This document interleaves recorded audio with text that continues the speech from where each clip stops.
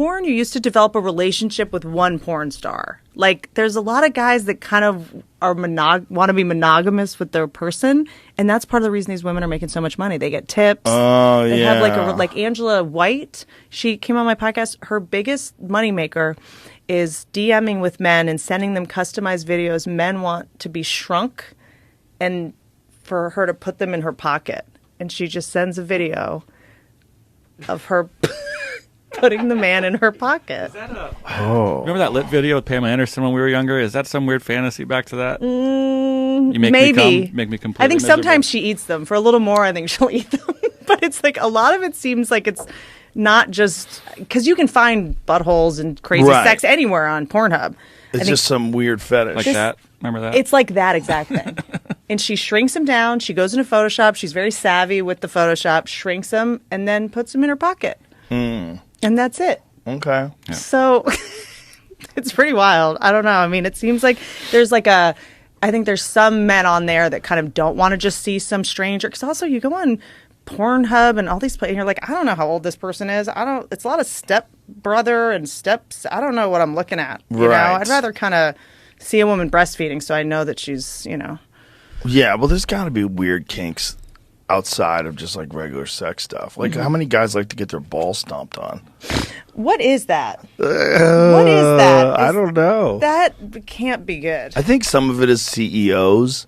I think there's being denigrated, being humiliated. Mm-hmm. I think thing. there's some of these guys that are the head of these giant corporations, and they're under so much crazy stress, and they take some sort of jolly and getting kicked in the nuts, told what to do. Like dominatrixes, they'll tell you they deal with these like high stress guys that run businesses. I have a friend that did that for a while. She would send this one guy photos of her feet, but she would demand like money from him. That's what he was into. Like, send me $100 right now kind of thing.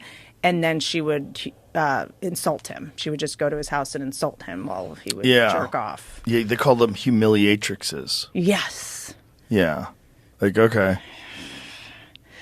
Cool. I mean, I'm encouraged by how popular MILF porn is. That's very promising. It's very promising. Well, MILFs can keep it together these days. It used to be they didn't lift weights. There you go. They didn't take care of their nutrition. They didn't lift weights. So they hit a certain point in time and, you know. Yeah. And then there was the MILFs that were like, they had that much sand left in the hourglass, and so they were really horny. Like, they knew they only had like that much more time where men found them desirable. Interesting. Yeah. I didn't know if it was that because you remember when I made that robot for one of my specials, I went down to the robot making factory and they told me the most popular request for the sex doll nipples were large and brown. Like the nipple being like almost as big as the boob and dark, which is what happens when you breastfeed. Your nipples get darker. Oh, So I thought it wow. was some primordial Ooh, thing could be. about like dark nipples or something. Right, it could be. It's like a maternal thing. Mm-hmm. Ooh. Or people are just, guys are watching MILF porn to be like, is that what my wife's supposed to look like? Maybe just comparing. I don't know. Yeah. But it's always heartening when you go on a porn site and MILF is number one. I'm like, yeah. What's generally the MILF fucks the stepson. That's a lot of it. What is that? Well, the dad is an asshole. He was a shitty dad. He was never home. He was mean. And then he gets rid of the mom and gets this new hot monster that lives in his house that's just a cock addict. And then... Are we running out of taboos, guys? Are we running out of... When did sex get so boring, guys? Well, that's the most likely one, because you couldn't do it the other way. I guess you could, but it'd be way creepier. Yeah.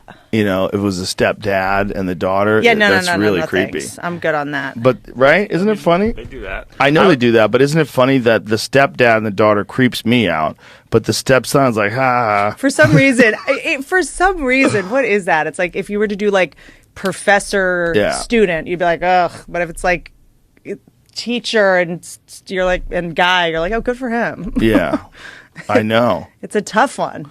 Yeah, but it's just, we don't worry about boys the way we worry about girls. That's what it is. I've been trying to write a bit about this for so long, and I think there's a lot of reasons I can't crack it, but it is really like when boys get molested, nobody cares. Nope. Well, they do if they get molested by men. Then it's murderous.